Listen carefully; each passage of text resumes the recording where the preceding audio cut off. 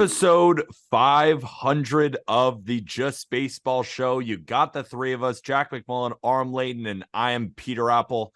And we're doing a special 500th episode by doing three predictions each for the second half. Some bold, some not. We're not going to go crazy, but some might be a little bit crazy. And we are brought to you by the King of Sportsbooks, and that is BetMGM. Sign up and deposit into your newly created account using promo code JustBaseball. Download the BetMGM Sports app on iOS or Android, or visit BetMGM.com. Place your first bet offer and receive up to $1,000 back in bonus bets if it loses. If the bet does lose, your bonus bets will be available once the wager is settled. Call or text 1-800-GAMBLER if you do have a gambling problem, and you must be 21 or older in order to use it. Gentlemen, it's 500. We've done so many of these episodes. We started back on April 1st, 2021. When we were Project the Plate. We rebranded to the Just Baseball Show.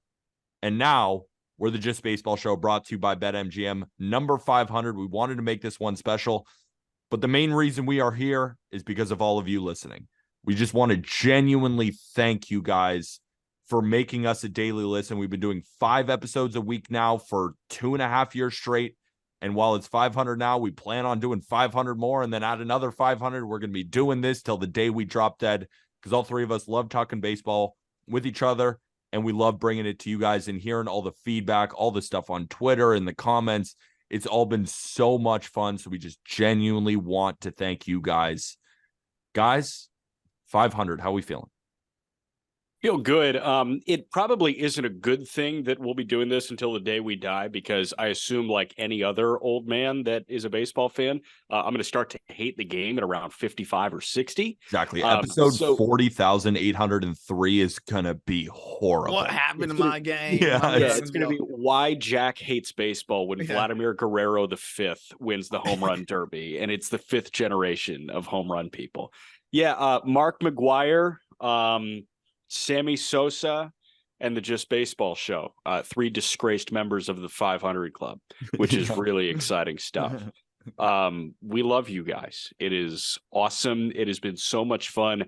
I think our favorite part, and I think what kept the fire going right away, because it's hard to get this shit off the ground, man. Like you just do it a lot, and you're just kind of talking into the ether. And then is anyone listening? Yeah, exactly. And it's like, hey, like, Mom, do you want to listen to this? Do you want to try this? We talk about baseball. Like, we need an extra listen. Yeah, Mom, can you just throw it on in the background. Also, shout out my mom. She did do that early on. She would just throw on the Just Baseball Show. She was like, I have no idea what you guys are talking about, but I just want to help and support.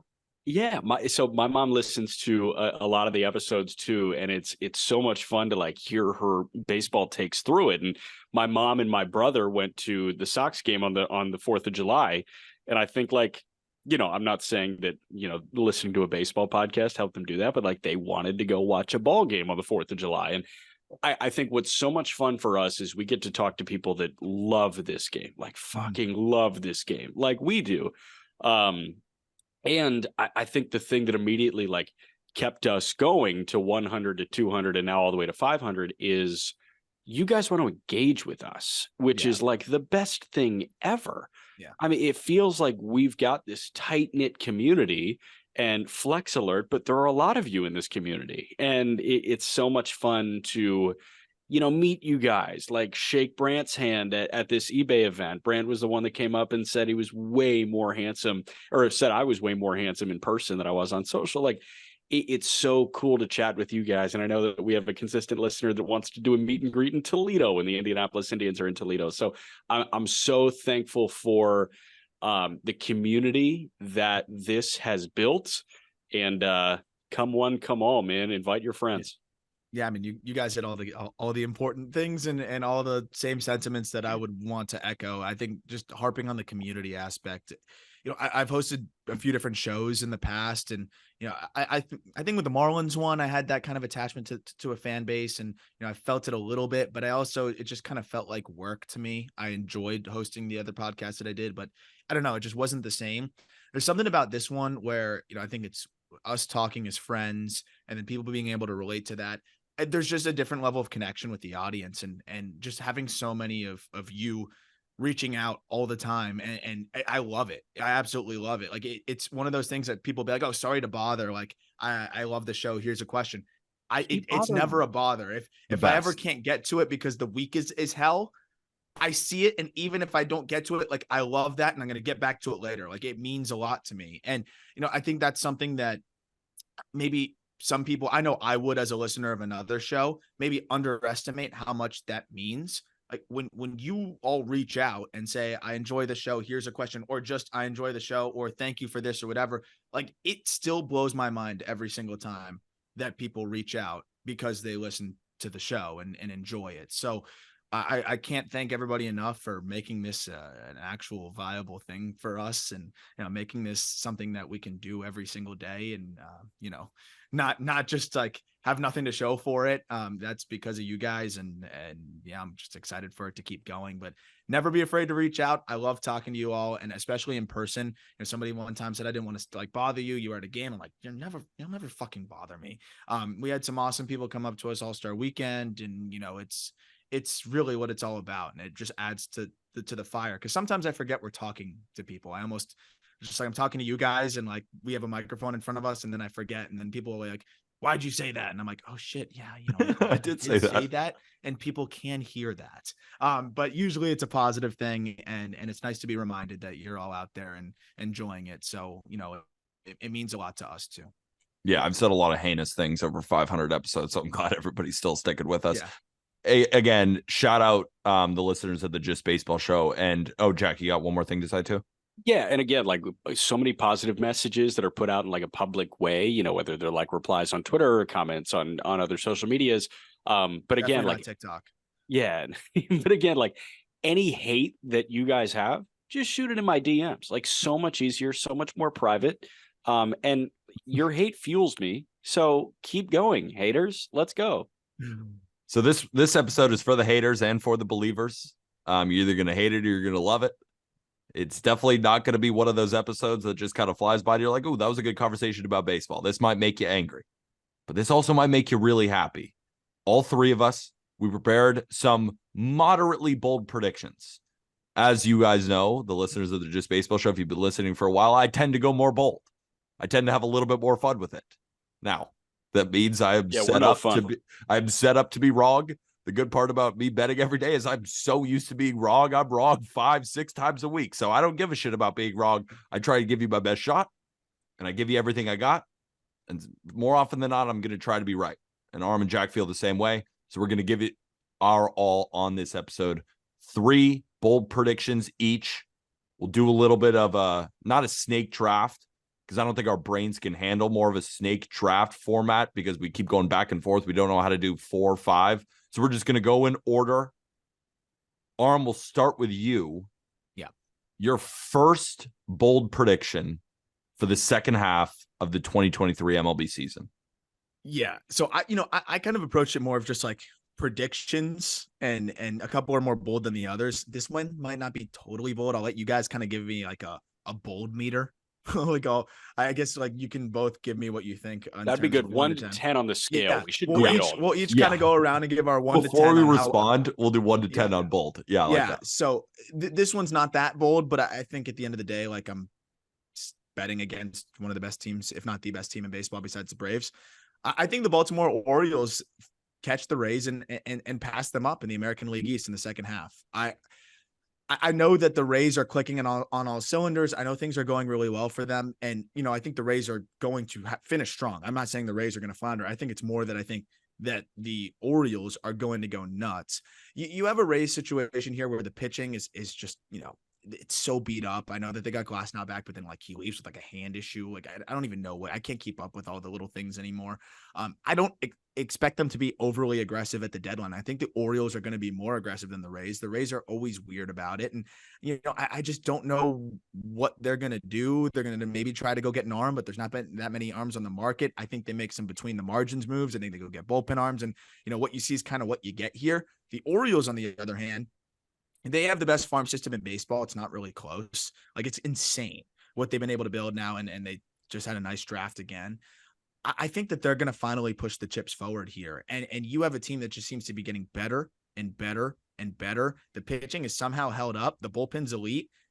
They go out and get an impact starter. If they can, I mean, they can make the offer for Shane Bieber that nobody can match, not even the Dodgers, I don't think. Like, they can really knock the socks off of any team they want without their farm system feeling it. I think they smell the blood in the water. I think they can catch these Rays. They're going to have a lot of games against them, I think, down the back end. I think they can do it. I really do. And I'm a believer in this Orioles team. So my prediction is they surpass the Rays and they take the AL East. Bold ranking, Jack? 7.5. I like it too. I like it too. And because I do think the Rays really limped into the end of the first half into the All-Star break. Like, they really got kind of pieced by the Phillies. Then they definitely did not perform well against the Rays outside of them really getting to Bryce Elder. But yeah, the Rays have some problems. Like, you look deep into the numbers of, their offensive statistics, their pitching statistics, they're still dealing with injuries. And at the end of the day, there's a lot of quality of contact numbers that are really, really alarming with them. One of the baseball's luckiest teams to this point in the season. They almost got off to too hot of a start. And then they started to teeter down a little bit. But even to Arm's point, he has the Orioles catching them. I wouldn't be surprised if the Blue Jays caught him. I genuinely wouldn't be surprised if the Yankees caught him. I think that these last 4 teams, it is going to be a crapshoot. So I like that Arm went with the Orioles. That's why I feel like the bold meter's a little bit up. He chose the team that's going to overtake the Rays. And he could have just said, I think one of these teams is going to catch the Rays. But he picked the Orioles, so it's a little bit bolder. But I think the Blue Jays have a really good shot here, which, I'll talk about mine in a little bit after Jack gets to his. But yeah, I could see the Orioles because they're in such a prime spot to go get pitching. My one worry is, they're going to do it.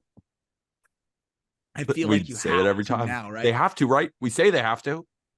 This is if they don't do it now, I'm so out on the Orioles. It's crazy. But they also get John Means back. He had a little strain in his back that I think delayed him. He was hoping to return this month, but he's going to return at some point. That's just another arm. Dylan Tate should be back at some point. They should have Michael Givens back at some point. Like, the bullpen's going to continue to get stronger. And then the last thing I'll say is, I know that it's a little ambitious to count on rookies, but Jordan Westburg's an upgrade from what they were rolling out there consistently. When you consider that he's probably taking at bats away from what would have been Jorge Mateo when they shuffle around the infield, and Westburg's been really good. And I think Colton Cowser is an upgrade over what they were doing at points in the outfield as well. Those two young guys, fast, power, good defense, do a lot of things, and I think help balance out this lineup. I just think they're going to keep getting stronger and stronger and stronger. So that's my final case, Jack. What do you, or Peter, what did you put it at on the hot take meter, bold meter? I think a team catching the Rays is about a 5 bold meter, and I think picking the Orioles moves it up to a 6. I don't think it's crazy bold, but I think it's kind of bold. You're not shocking anyone, but at the same time, you're making people think. And I think that's what a 6 does. You're making people think, and I like it. I like it a lot. Go ahead, Jack. Okay. 2-for-1 special, I guess. I think that there are going to be 2 teams that not many people are thinking of that are going to be in the market for great starting pitchers at the deadline. And I'm talking like Cease, even though we just talked about him on Tuesday as being quote unquote immovable. And I think what we kind of settled on is, if the price is more than right, I think the White Sox may be swayed to move Dylan Cease. Especially now that we have this, that Luis Robert has calf tightness after the home run derby. I mean, dear fucking Lord, man. 2 teams that are going to be interested in the blue chippers: Cease, Bieber, if Stroman is on the move, Stroman, the Arizona Diamondbacks, which is the cooler one, and the Texas Rangers, I think are going to be really interested in adding here. The Diamondbacks, you look for that co-ace with Gallen. I think if you have Gallen and Bieber at the top of that rotation, this team is otherworldly confident. And Texas, I mean, shit, dude, they've got one of the best farm systems in baseball. They just added Wyatt Langford to the fold. They have assets to go get one of these guys, and Dane Dunning is starting every 5th day for him. Dane Dunning has been awesome, but dude, if you can flip a Dunning and a couple pieces in this good, would you rather have Shane Bieber or Dane Dunning in the postseason? Let's be honest here. So I think that the Rangers, while they have spent big in the rotation, can go even bigger via the trade market because the system has gotten so good. So Arizona and Texas are the two teams that I think could be really interested in a marquee starting pitcher. Give that a bold rating, about a 2. Okay. Yeah. About a 2. Hey, I agree. It's good analysis. I like it. Yeah. Yeah. I don't think you knocked anybody's socks off, but at the same time, I'm thinking about it because it makes all the sense in the world too. I really like how you included the Arizona Diamondbacks in that because they are in such a prime position too. And I was thinking about a take about the Diamondbacks that I was like, but I decided not to do it because as the team is currently constructed, if they did nothing, I think there's a strong chance that they didn't make the playoffs. But the thing is, I think they're going to buy. I think they're going to be aggressive. And then if they do get that marquee starting pitcher, that take kind of goes out the window, right? Because I do think that they need more upgrades. They have a guy like Tommy Henry he's got a 30% hard hit rate. He's not allowing anybody to hit the ball hard. But at the same time, like, do we genuinely believe in that? I think I'm out on Ryan Nelson. I think I just am. I mean, he gives up the hardest contact I've ever seen, and he's just getting barreled day after day after day. And then you have Zach Davies, who just got his ERA under 7, right? And you still have Merrill Kelly on the shelf. And you have a lot of bullpen arms where I'm like, your stats look good, but like you're not that good. And then you have Geraldo Perdomo overperforming, right? You have Lourdes Gurriel Jr. overperforming. You have Ketel Marte, who is great in his own right, but on the last episode when I said Luis Robert, like he's having this great season, but he doesn't have a history of staying healthy and he already got a calf thing. Like that's kind of the same thing with Ketel Marte. Now, Corbin Carroll, he's scared, I think, everybody in Major League Baseball when he went down with that shoulder thing and then was right back in the lineup. But there's no guarantee that he's going to stay healthy all year. I think the only guarantee in the Diamondbacks offense right now is that Christian Walker is just going to get his 30 home runs and like play pretty well. Like when I look at their team, there's just a lot of things that can go wrong. But if they right those wrongs in the deadline, which I think you're alluding to, they put themselves in a prime position. But I was considering that take because I look at the Diamondbacks team right now and it's like, it's pretty volatile in my opinion. Aram, what are your takeaways? Yeah, I mean, they're one of those teams that just seems to be, getting by the pitching, similar to the Orioles, where it's like they have no business being this consistently good with this staff on paper, but at least they have the ace in Zach Gallen. I mean, if they go get an arm, if they go get to Jack's point, if they go get Bieber, I'm feeling real good about that. I'm feeling real good about their postseason rotation and the way that they can, kind of match up. You need 3 guys in the postseason, and that lineup I'll take with anybody when they're going right. And this team is I think just going to keep getting better and better. So I'm interested to see how they approach it. I do think the D-backs are going to be extremely aggressive, though. This is a younger front office. This is a team that is built for sustainable success, and I think they're not just going to go after rentals. So I think if they're going to swing for the fences, and I think they go for that arm that they have for more than half a season. Bieber, you have for the year after this one. We know that Cease is presumably not available, but Cease is a guy that you would have for some time. I think that's what they're going to look for, and hopefully they can find it. But they've got the pieces to be able to go get that. My bold prediction now. So my number 1 is, so Ohtani was the American League MVP. He's really Major League Baseball's MVP in the first half. Ron Acuna Jr. was the National League MVP in the first half. I do think that if you take out Ohtani, because Ohtani, I mean, what are you going to do? He's going to be the American League MVP, no doubt about it. But if we take everything out of there and we take out Ohtani, because he's practically unfair, I think Vladimir Guerrero Jr. is going to be the American League MVP of the second half. And we talk about his ground ball rate, right? That being kind of the big issue, that he's hitting a lot of balls on the ground. From what I've seen when I watch Blue Jays games, is that there's a lot of line drives in there. And he has lowered that ground ball rate from last year. It was 52% last year. It's 46% this year. So it's not this glaring issue that I still see sticking with him right now. When we look at a lot of quality of contact numbers, he should not be a guy with a 787 OPS. He's got a 342 WOBA and a 395 expected weighted on base average, which is grading basically your quality of contact, right? 56.3% hard hit rate. He is hitting the ball the hardest that he has ever had in his entire career. Vladimir Guerrero Jr., I feel, has been baseball's unluckiest hitter in the first half. And I think if he is consistently hitting the ball this hard, everything is just going to unravel. So that's why I was thinking about turning it into, I think the Blue Jays could potentially catch the Rays.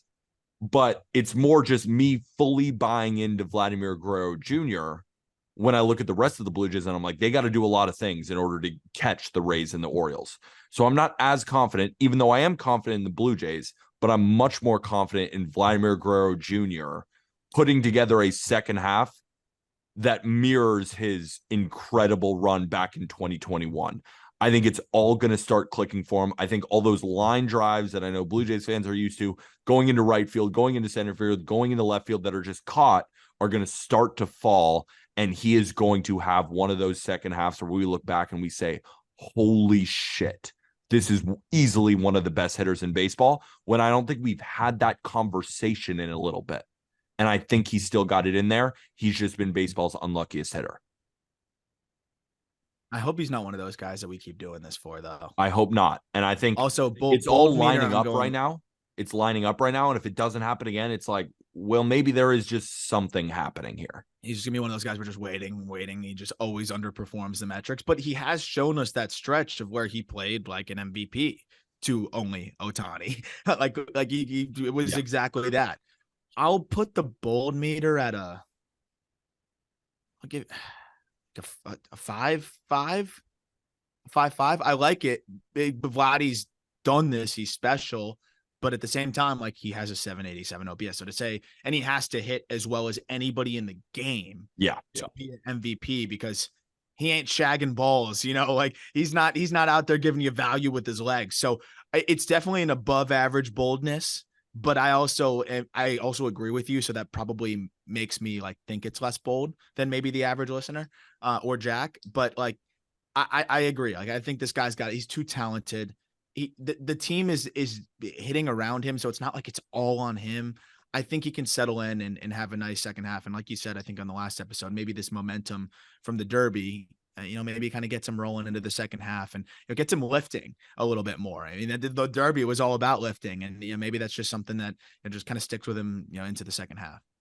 I'm pretty much the average listener. Like, I feel like I am the voice of the common man, but I'll put it at like a 6.5, because I think there are like better candidates for that. I think Wander Franco is a really good candidate for that. I think Franco initially being left off the All-Star team, could light that I'm going to kick your ass fire. I think his teammate Bo Bichette is also a really good candidate for that second half MVP. Speaking to Aram's point, I just think it's so reliant on the bat for Vladdy to be the MVP. Like, for him to be the MVP, he's busting out like 200 WRC plus post All-Star break. That's what I think he could do. Yeah, he can do it. That's the level of confidence. That's the level of confidence I have in Vladimir Guerrero Jr. Like, I think we're going to see remnants of almost winning the Triple Crown, like that level of offensive production, because it's all kind of lining up, and then he could just explode in the second half. So at the end of the year, when we're voting on the MVP in the American League, it is going to be Shohei Ohtani. And Vladdy isn't going to be able to catch anybody because he started an entire first half with 13 home runs and a 787 OPS. But what I'm saying is, I think he could be around 1,000 OPS in the second half with 25 home runs. That's the level of production I'm expecting. He'll end the season between the 35 to 40 home run mark, end the season with a near 875, 900 OPS, and just destroy pitching in the second half. Because it's not like the ground ball rate has stayed. It's not like he's hitting the ball any softer. He's hitting the ball the hardest he's ever had, and his ground ball rate is actually lower than it was last year. It's getting caught by outfielders. And when you hit the ball that hard consistently, more often than not, they're going to drop. And I think they're going to drop, and I think they're going to go over the fence. Vladimir Guerrero Jr. didn't hit a home run at Rogers Center for like 4 months. That's impossible. That is just simply impossible. So I think he's going to go nuclear in the second half. And I think he's going to be a big reason why the Blue Jays, not only with the Orioles, maybe the Yankees, they got to do a lot, but are going to compete with the Rays. Like, do not sleep on the Blue Jays team. And I think it's going to be Vladdy who's going to be the main reason that they catapult up this division. Gotcha. All right. Aram again. Again. I'm gonna die on this hill. I'm gonna fall on this sword. I don't only think that. So not only do I think the Twins are going to win the AL Central, I think they win it by 4 or more games. 10. 10. 0. I think they win it by 4 games. I'll give you my elevator pitch, and this is my thing. I think the rotation is actually about to kind of hit another stride again here, because Pablo Lopez has been really good, finished extremely strong into the All-Star break, and his whiff numbers are as good as they've been in his career. It's just been a couple bad starts through a stretch, and usually he gets hot and rolls, and I think that's exactly what he's going to do. Kenta Maeda, by the way, he got shellacked before going on to the IL. Then since he's come back off the IL, he made 3 starts before the All-Star break. Those 3 starts, he had a 1.59 ERA, 17 innings, 21 Ks, 5 walks against the Tigers, Braves, and Royals. Then you also have a bullpen that I think's kind of getting better and better. Obviously, you have John Duran. Joe Ryan has been kind of bad lately. I think he's going to get better. Sonny Gray has been quite solid. The problem is actually the lineup. I don't think Carlos Correa can play worse. Edouard Julien is playing fantastic. Byron Buxton seems like he's starting to get his feet under him again. Kirilloff's healthy, and that helps. They have too many at-bats going to Kepler and Gallo right now, and Michael A. Taylor. And the thing is I think they can go make plenty of moves. Also, Jorge Polanco's been out. Royce Lewis is hurt again. Surprise, surprise. But they're going to get Polanco back. They can make a lot of moves, and this team has been super aggressive. They've actually traded too many of the wrong prospects, which has been part of the problem. But at this point, they're neck deep. You might as well just keep going. And especially with the division in reach, you've got plenty of trade chips. You can trade Trevor Larnach, Matt Warner. You have several other prospects of note that you can move. Guys that I think still have some value, and they can go out and get a bat. And I think this is a team that could really use another corner bat. I mean, they're playing Donovan Solano plenty. There's a lot of guys that I think they could upgrade with just more consistent at bats, and they'll naturally upgrade at some spots too, just by getting guys healthy. I think this team's going to play better ball down the stretch. That simple. And I think they're going to go get some more help, and that's going to kind of join together to, make this a really solid, well-rounded team. Bailey Ober as your 5 is pretty darn good. And they might get Chris Paddock back at some point as well. This team is going to have plenty of arms. I think they can go make some moves and upgrade the lineup. And I think Correa is going to play better in the second half. I'm going to give this a 1.5 because I had it and I scrapped it because it wasn't bold enough for me, because I live on the wild side, but I entirely agree with it. And I looked at 2 names, Candelario and Cody Bellinger, as 2 names that I think would fit the Minnesota Twins perfectly. They need a center fielder, man. Buxton's not playing center for Minnesota anymore. Buxton's the DH. If you can go get Bellinger, they have a sneaky good enough system to not really feel a move for rental pieces like that. So no, I like it. I need you to live a little bit wilder, but I said by 4 games. Yeah.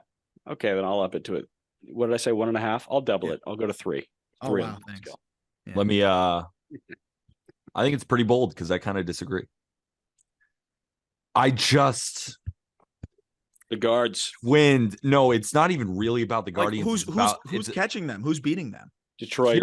Here's what I feel like has happened in this first half is that the Minnesota Twins have gotten really, really excellent production from Sonny Gray, Joe Ryan, Bailey Ober, and Pablo Lopez. Their bullpen has been as advertised, right? Yohan Duran has been fantastic. Griffin Jackson has been good. Jorge Lopez was good before he went into that spat and then ultimately went on the IL. Their offense has been kind of what we thought. I mean, Carlos Correa has way struggled. Worse than we thought. Yeah, honestly. Maybe way worse than we thought. And I think that's fine. But I think a team like the Guardians has also been way underperforming expectations as well. And the Guardians currently sit in first place in that division. It's something with the Twins. It's kind of the same thing that I said at the beginning of the season with the San Diego Padres. It's just like there's something there that ain't working. And it's like, I know the Twins have, been competitive. The Padres made the NLCS last year, but it's just moving forward into this year. There was something about the Twins that gives me the heebie-jeebies. And it's not even something really backed by the numbers. It's more just when I watch this team, they are almost unbearable at the plate. They are so reliant on the home run, and it's a lot of strikeouts, and it's not that many walks, right? So they're a 3 true outcome team that's not really walking all that much. So when I look at their offense, I don't think it's going to get all that much better. When I look at the starting rotation, I see a lot of guys who have been really, really good, and they're going to have to also then be just keep going really, really good. The bullpen has been as advertised. So I don't think that they're going to get that much better unless they make some big time moves. Remember, it's kind of like what Jack said about the Diamondbacks.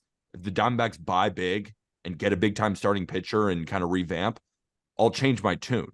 But I'm just looking at the Twins right now. I still think the Guardians are going to win this division. Okay. So give me over under in the second half. Pablo Lopez over under 3.89 ERA. Under. I think that's what it'll be. Okay. So push at 3.89. No, I mean I'll go under. I think 3.92. I think no, I'll put him at a 3.6. Okay, under. Joe Ryan over under 3.7 ERA. It's true because he was these have been, especially for Joe Ryan, back-to-back horrendous starts. Sure, under. Okay. Under. Kenta Maeda over under 5.18 ERA. Under. Probably around the same. I'm gonna go under. I'm gonna say he'll be around there. All right, now let's go to the hitting side real quick.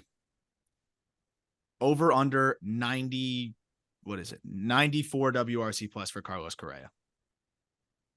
I think this is just a shit year for him. I'm going to say push to borderline under.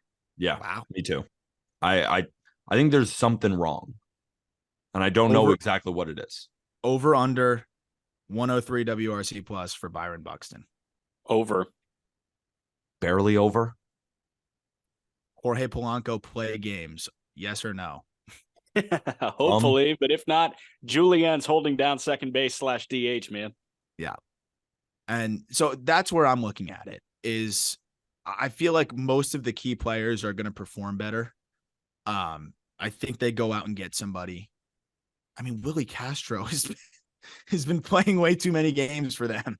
Like it's wild. And Donovan Solano has been awesome, but like, geez, it's but like it's Candelario doubles the production that you're getting from Jose Miranda. Oh, yeah. And again, you can move Miranda. You can move Wallner. You can move Larnick. You have lower level prospects you can move.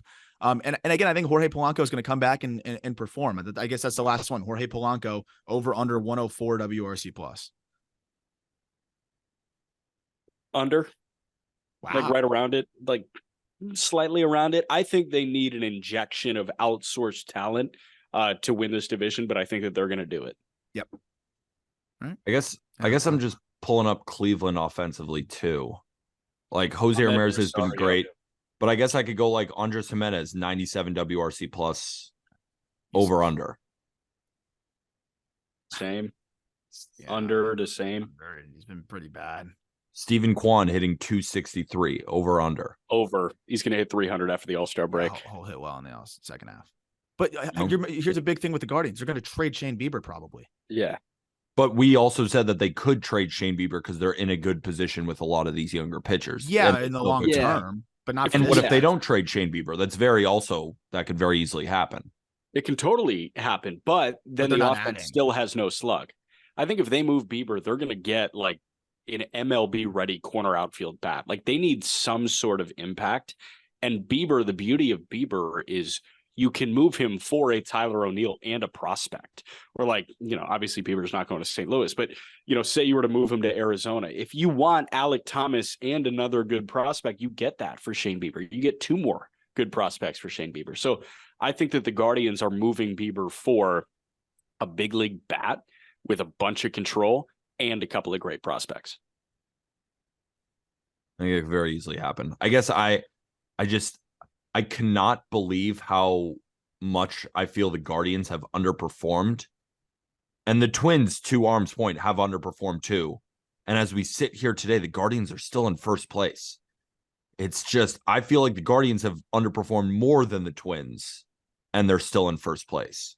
Something's got to give. It's going to be competitive all year. I think that's the point. Like, the thing is, like, these two teams, like the Twins could finish with 83 wins and win the division.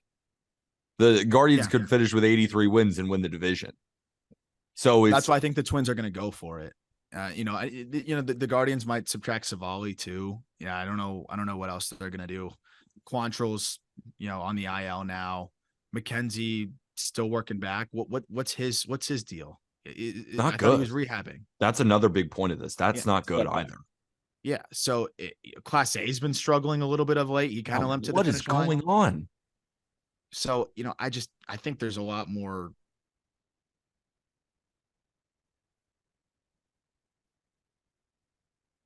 players in Major League Baseball. Like, Wait. legitimately, I think Miles Straw is one of the worst players in Major League Baseball. Wait, I just, you want to start over your point? You cut out there for a second. yeah, I think Yeah. from where? You were just finishing up on the Guardians point about how they kind of suck. Yeah. All right. You cut out after Class A was struggling. Yeah. Oh, yeah. Yeah, Class A kind of limped to the finish line, which is nuts because I've never seen this guy be hittable at all. And then you have Miles Straw, who I think is one of the worst players in Major League Baseball right now. So I do think if they make a good move and get some big league, a big league bat, we talked about the Astros being able to get a Chas McCormick from them, or somebody like that, or Jake Myers or whatever it may be in a larger deal, that might work. But yeah, I don't know. Something about this Guardians team. It's the same thing for me, Peter. They rub me the wrong way. I don't know. I really don't enjoy this Guardians team, but I could see a huge second half from Jimenez. Yeah, I think that's the main point. In our plums, you're not a Guardians guy, and I'm not a Twins guy. And we're just gonna kind of see what happens because I think it's gonna be close all year. Just one of these one of these shit teams is just gonna limp their way into an American League Central title, and it's just. I think you could make a sound argument for both. I think that's the main point here, and it's just we'll fucking see what happens. Yeah. All right, my next one. Cincinnati Reds. I'm sipping the juice that you guys sold me. The Reds are going to put the NL Central out of reach. They're going to buy strategically. They're not going to get one of the marquee starting pitchers. Can I give you a name? Patrick Sandoval, I think, could be a Cincinnati Red. He's got 3 ARB years left. He's got 4 arbitration years. I think he was a Super 2 guy. Sandoval has this year ARB 2, ARB 3, ARB 4 left. The Reds have one of the best farm systems in baseball. Patrick Sandoval makes a lot of sense there. The lefty moving forward, Lodolo and Abbott, you get a future 5, I guess, of Green, Lodolo, Sandoval, Ashcraft, Abbott, and then you have this stable of Connor Phillips, Lyon Richardson, Williamson, if you have much faith in him, and you keep on going. Rhett Lauder. Rhett Lauder, holy hell. Yeah. I think that they can add a mid-rotation guy that you don't think about at this trade deadline. I think that they're going to ID some sellers and point to a guy and be like, hey, we can meet a teensy bit steeper of a price than, these other quote unquote stars that are available at the deadline. So I do think that the Reds win the NL Central, and I think that they do it by making some unorthodox moves that make us raise our eyebrows and say, damn, good move. The one thing that I'm kicking myself for, and I think I will live with this bet for the rest of the time, the Reds to win the division at plus 4,000. And I didn't take it, and I pitched it on the Just Baseball show. And I've gotten so many DMs of people who took it on BetMGM after the episode and said, Peter, we're riding, right? And I'm like, damn it, I didn't take it with you guys, and I feel so left out. And I just had a feeling they called up Ellie and everything was going their direction. And Andrew Abbott has just been so damn good. They're going to get Nick Lodolo back. Everything that Jack just said. And I'm just kicking myself because I agree with you. That's why it's like a bold meter of a 3, just because I couldn't agree with you more. I think they've overperformed, obviously, at this point in the season. But I look at the Brewers who have overperformed. I look at the Cubs who I don't think they're going to buy. I look at the Pirates who are, they are who they are. And then the Cardinals might just be left for dead. So I agree with you. And I'm just still kicking myself. BetMGM gave it to us, ladies and gentlemen. Yeah. They gave us plus 4,000, Aram. And I didn't take it. You sold me on it on the pod, and I didn't take it either. So I forgot to take it too. Damn it. This is you're like me with my card advice. When I tell people what prospects to buy, and then I don't buy them myself. The thing is, I bet on everything else, and I didn't take that one. No, I like it. I'll give it, I think Reds to win the division is probably a 3, but then the specific move for controllable pitching, which I don't know what the Reds are going to do, and that would very much surprise me. We'll bump it up to a 5 and 0.2. Thanks. Jack, I just have a question for you. Who's going to be the Reds MVP of the second half? Mr. De La Cruz. All right. Your The bold guy who prediction steals just got every lowered to a base. 1. Yeah. The fucking freak, dude. Like, how is it not Ellie De La Cruz? What The do you want me to say? correct TJ answer- Friedel. Yes. Chucky Robinson is going to take over the full-time catching role, and Chucky Robinson's going to be a 3-win player after the break. That's the correct answer. That's a 6-7.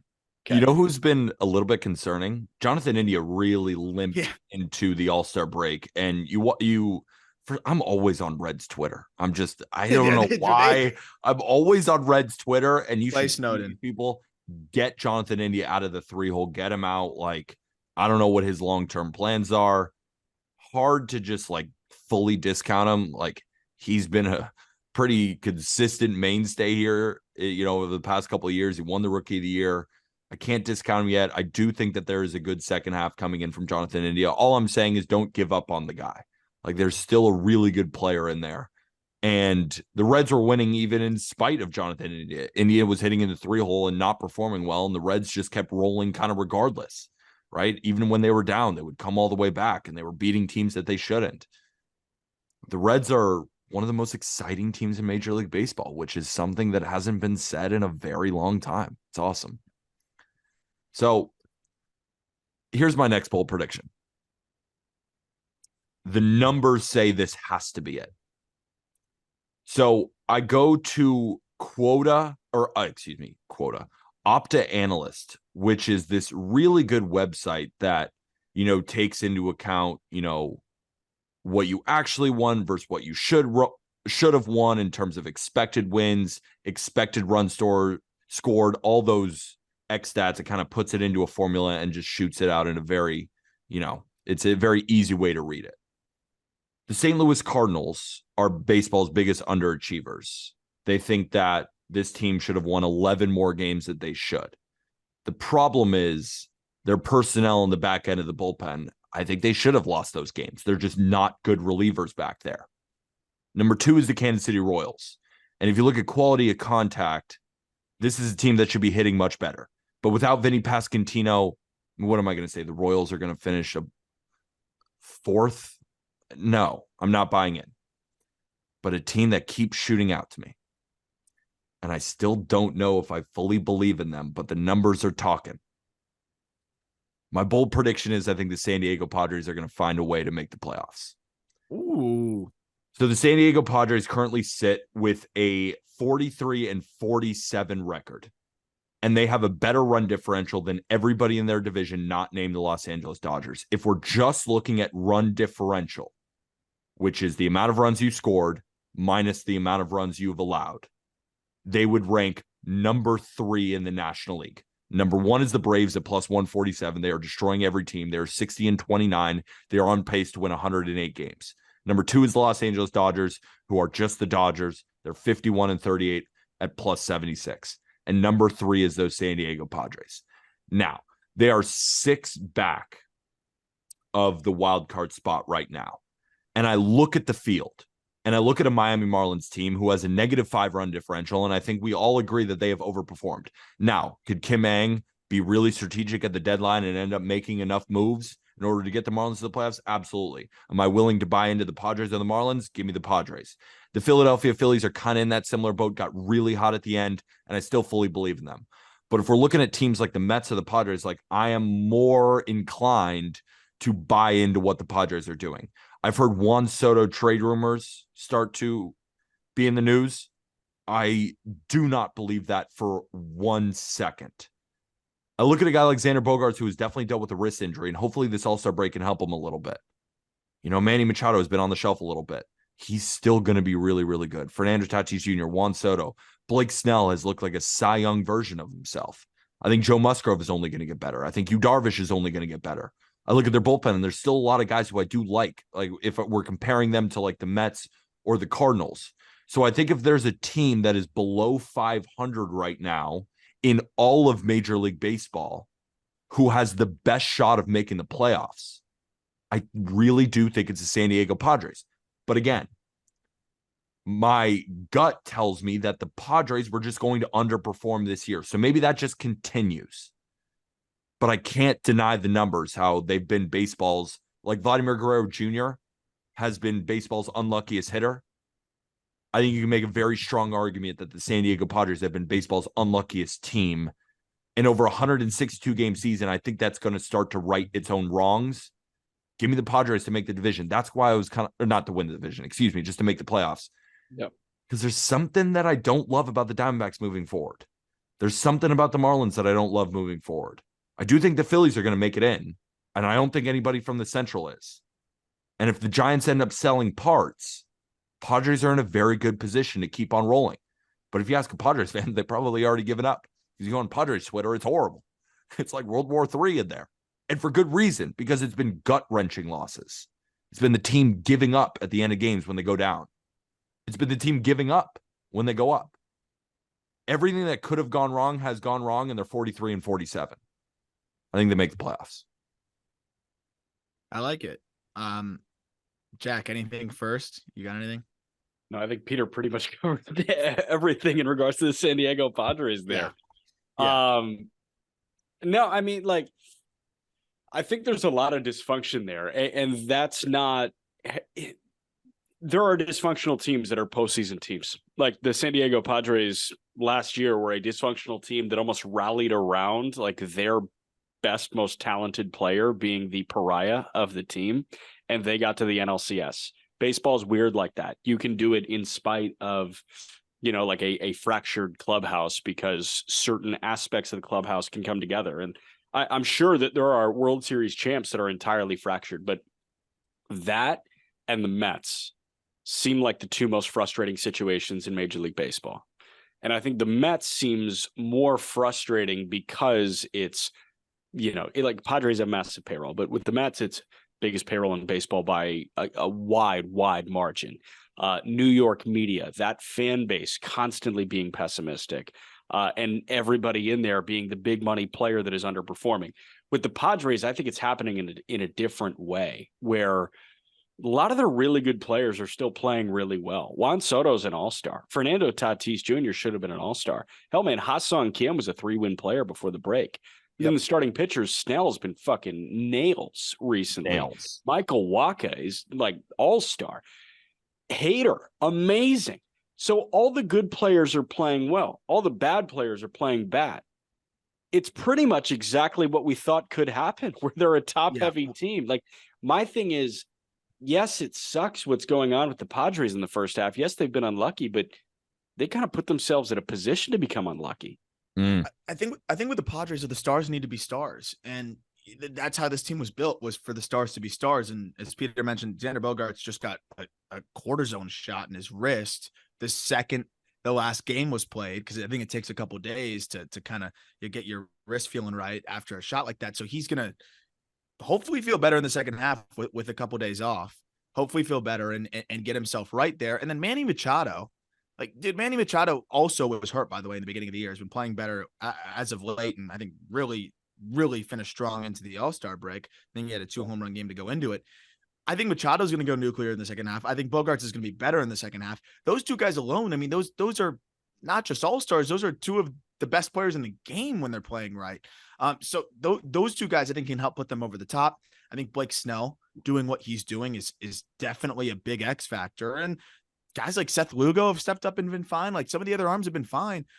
I don't think they sell. And I think as long as you got these guys on the same roster, they've got a shot. So I like it. I think it's because of their payroll and because of their talent, but how far they are out, you got to calculate that in. I'll give it like a 5-5, maybe closer to a 6, because they're pretty far out of it. And a lot of people are pretty much counting them out. But I like it. I'm with Peter on this one. Honestly, I give them a 7.5 because I'm counting them out. Ooh, okay. That's fair. Like, they make you want to tear your hair out of your head. Yes. Like, that's why, like, I'm not even super confident. And I'm already going like fully gray. They're just making me more gray. Yeah. I watch this team and it's just, how are you not winning games? Look at the stats on some of these guys, but then you watch them and you're like, well, that's why they're not winning games. They're not playing together as a team, and they just cannot get a rally going. And it's like Juan Soto will get his home run, but it's a solo shot and it doesn't matter. And then Tatis will get his. But it's like they're getting theirs when they're down 7-2 or they're up 8-2 and then they get the home run. It's like, it's not happening in the situations where you win games. It's happening in other situations. It's a weird team, but at the same time too, we talk about guys who, let the stars be stars. Like Cronenworth is a star. He should be better than a 680 OPS this season. Jake Cronenworth is slashing 217, 318, 361 for a 679 OPS. That's not Jake Cronenworth. And if we're talking about like the Mets are going to be buyers at the deadline because they have Steve Cohen running the show. The Padres are going to be buyers at the deadline, right? Like they're probably going to add somebody. Preller is going to get creative. He's going to think of something that we can't even fathom, I feel like. I mean, the Padres could be the big buyers of this deadline and feel like, well, we can really go for it. So I'm buying in on the Padres and I hate it, but I got to, but I hate it. Gotcha. All right. Last ones. Yep. Mr. Layton, you first. This one will be relatively brief. This is a little bit of a homer pick, but I've just been so impressed by the way he's been throwing lately. I'm gonna say Jesus Luzardo gets some Cy Young votes. He had a couple blow up starts, early in the year. There was a 6 earned run outing against. He went through a stretch where he was struggling to keep the ball in the yard, and I think that was the big thing for him. You remember it was just like home run, home run, home run. We're like, what's going on with the Jesus? He's not locating. I think there was a stretch of 3 games where he gave up 4 homers. But you look at his last 5 starts to go into the All-Star break. And even before that, he was looking pretty decent. Last 5 starts to go into the All-Star break. A 1.14 ERA. Opponents hit a $1.74 against him. 31 2/3 innings. Only 2 home runs, 6 walks, 40 strikeouts. He went 6 or more innings in every single start. 6 1/3 in multiple and 7 in one of them. And it wasn't all bad competition. It was against some tough teams, some teams that hit lefties well. Did it against the Phillies, did it against the Red Sox, did it against the Cardinals, who offensively are still really good. And then 7 against the Pirates. So I think this guy can really get something going here. He's so good at home, especially, at Lone Depot Park, where it's a great place to pitch. The Marlins are playing some of the most meaningful games that they have played in a very long time. His fastball velocity just continues to hold at 97 plus. And the thing that I like the most about him is if you can blend whiff with ground balls, you have a really good recipe for continuous quality starts. Framber Valdez does that. I know the whiff's not off the charts, but he gets the whiff and the ground balls. And I think that's something that Luzardo has been able to fall back on to go deeper into starts and has been doing that of late. In that 5-game stretch where he's striking out 34% of batters, 51% of batted balls are on the ground too. So guys that are lucky enough to hit it, they're putting it on the ground. That's how you keep the ball in the yard. I think Luzardo is really seeing things click for him. Remember, he's 25, and this is really like his first full season. He's already at his career high in innings, but he's been building up to this. He looks healthy, knock on wood. If he keeps this rolling, I think he could find his way into, getting a couple of those 3rd, 4th place votes, whatever it may be, because it's kind of open in the National League right now. 4, and I love it. 4? 5, here's the thing. If Luzardo throws a whole year, I think since the start of 2022, Jesus Luzardo has been one of, if not the most underrated pitcher in baseball. He sits 97 on the heater. He has a sinker too. It's tagged as a sinker. It's a good sinker. The fastball slider combination is awesome. He's got 4 pitches that are varying degrees of hard. He's a power pitcher. You mentioned whiff and ground balls, and he's got a 3.3 ERA in the last 200 innings of work. He's really good. Yeah. This was a Kim Ng fleece job for a rental of Starling Marte. Awesome. And folks, he's 25 years old. Jesus Luzardo is one of the most talented pitchers in baseball. He's one of the best young pitchers in baseball. And he's one of the most underrated pitchers in baseball. And I love that we're giving him love. He's an awesome guy too. Awesome. I think this is one of the boldest takes on the show so far, but I agree with it. Right? Like, I think he will. He is so nasty arm. Like, you guys basically covered it, so I'm not going to go into much more detail. But you watch Jesus Luzardo pitch every 5th day, and you're like, he's better than Sandy. Or at least he's pitching better than him right now, he's obviously. Pitching better than Sandy right now. He's just, it's like, if the Marlins need a win and it's game 1, like, you're probably going to him. And that's now, why, like, it's bold, but I agree with it, right? Because even that sentence saying if the Marlins were in a do or die position in order to get to the playoffs, well, for one, it might be Yuri. No, but it would probably like might be Yuri. But Jesus Luzardo would be that guy, right? I mean, Aram, Marlins right fan, now, 100%. and If it's the game was 100%. tomorrow, if the game was tomorrow, I know the Marlins like would probably be like, we give Sandy the ball. If Of the course. game was tomorrow and I'm the manager and we have to win or Lone Depot Park implodes, I'm giving the ball to Jesus Luzardo and I'm not thinking twice about it right now. I think Sandy's going to get himself back to it where it's a no-brainer, Sandy, because he's Sandy. But at this moment, without hesitation, Luzardo gets the ball. Got you. I like it. Jack? All right. I was biting my tongue when Aram went with his first take here because mine also has to do with the Baltimore Orioles. I'm gonna say a name, and I've already leaked it as something to do with the Baltimore Orioles, and you're immediately gonna be thrown. But I think this is the boldest take that I've ever had, I think, on this podcast, and I'm building it up. Shohei Ohtani wins the American League MVP. He hits 50 homers. He punches out 200. And he is the 3-hitting starting pitcher in the American League Division Series for the Baltimore Orioles.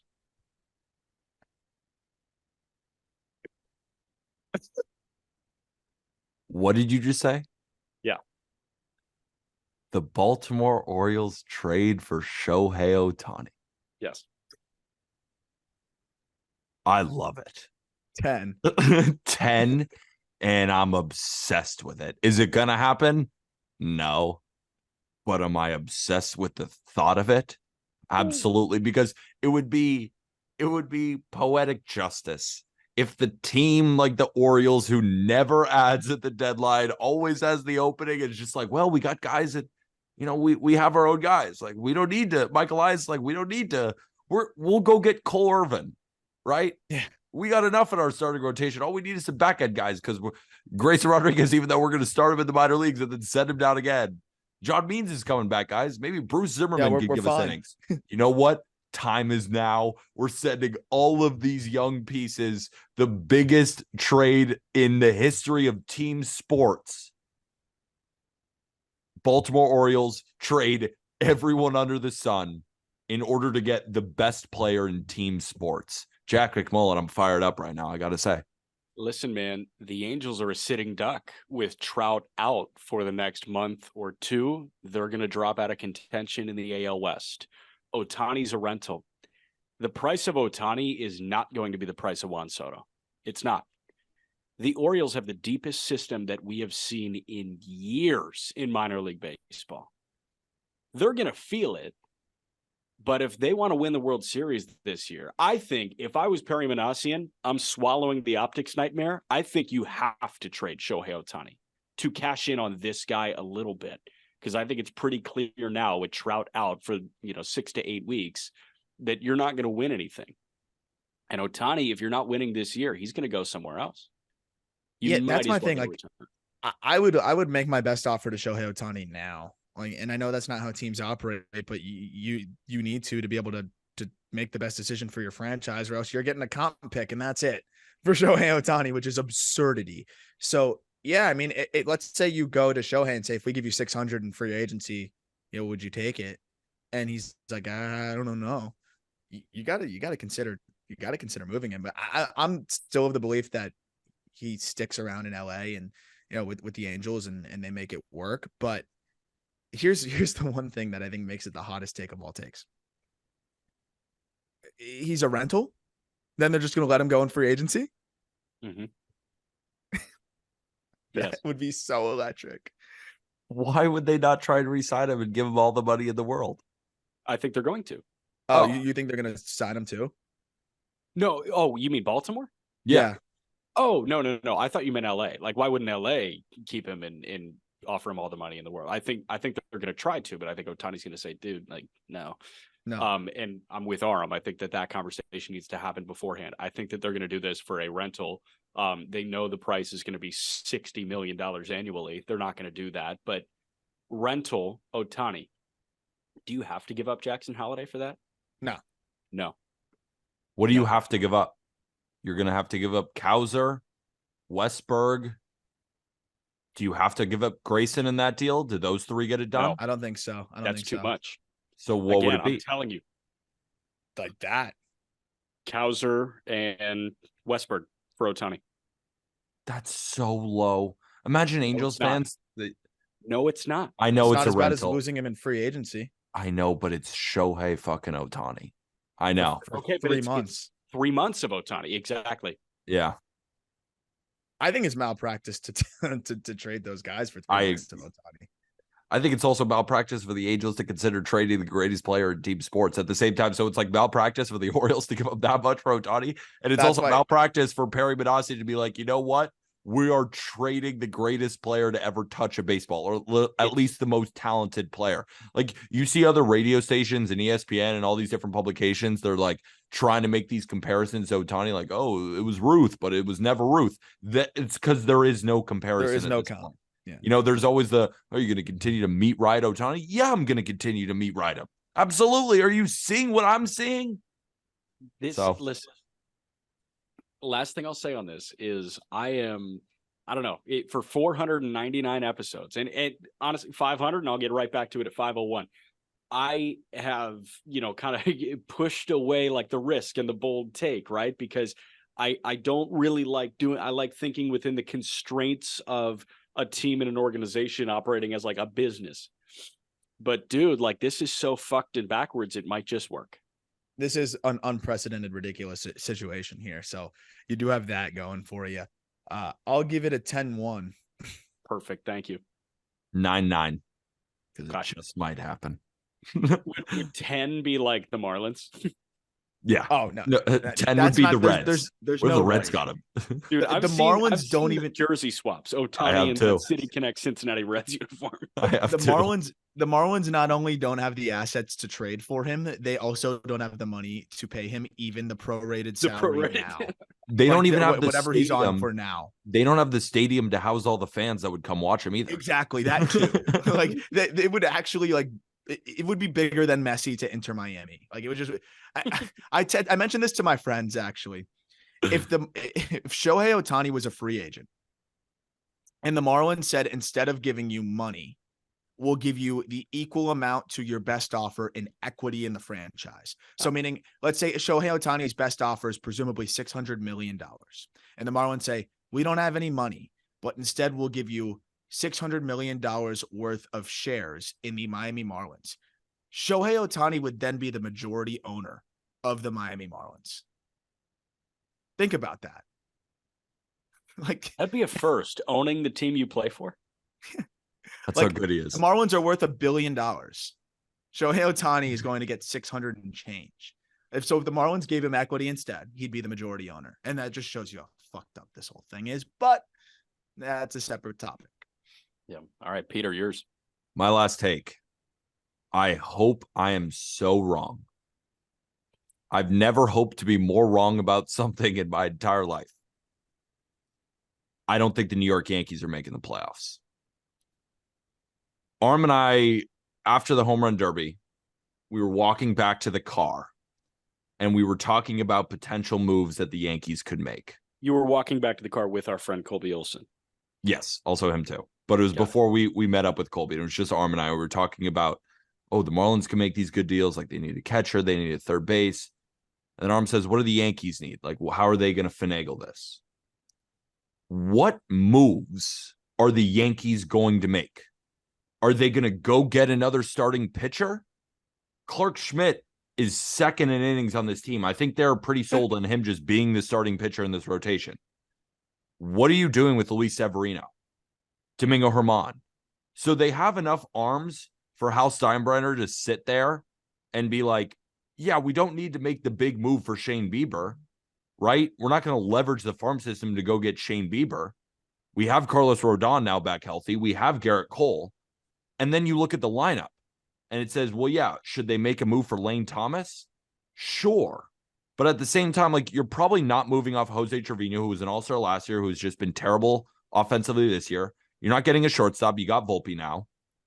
At third base, DJ LeMahieu has been a shell of himself. And then you have Josh Donaldson. Again, the Yankees have been very reluctant to get off Josh Donaldson because he makes a ton of money, and they keep relying on the fact that he's good defensively at third. Congrats. So is DJ LeMahieu. That third base combo is not working. But again, they're not going to go get a third baseman because then you have to basically give away Donaldson, which they haven't proven they're going to do, and like bench DJ LeMahieu. Now in the outfield, Judge is presumably going to come back at some point. You have Harrison Bader, you have Giancarlo Stanton, and you have these Jake Bauers, Billy McKinney types. So they're probably not going to make the move for a big time outfielder. They had the chance to do that with Brian Reynolds, and they didn't do it. Then you look at first base. They're not moving off Rizzo, Stanton, and Glaber at second. So where is the position that they're going to make a big time buy and then move off some of these guys, right? Because they're in this weird position where they don't have absolute holes where it's like, all right, if you plug a guy in there, that'll be a big difference maker, right? We talk about the Diamondbacks. They have a hole in starting pitching. They can make a big move for Shane Bieber right then and there. Yankees don't really have that. And the Yankees are probably not going to add a bunch of bullpen help because their bullpen has been so damn good. And when I watch the Yankees, like, this just isn't that good of a team. And when I look at the rest of the American League, the Rays are better. The Orioles are better. The Blue Jays are better. Then you look at the West. The Rangers are better. The Astros are better. And I think Seattle is due for a huge second half. So where is the lane to make the playoffs? And then where is the lane to add a bunch of big time pieces that are going to make a big impact for your team? Now, Aaron Judge, we don't know when he's even going to come back, right? As soon as he went out, I came on this podcast and I said, don't expect him back anytime soon. He might come back at the end of August.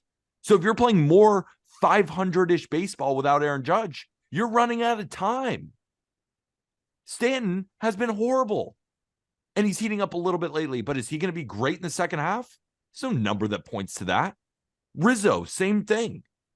Bader is probably going to be on the shelf at least one more time this season. What are the Yankees going to do?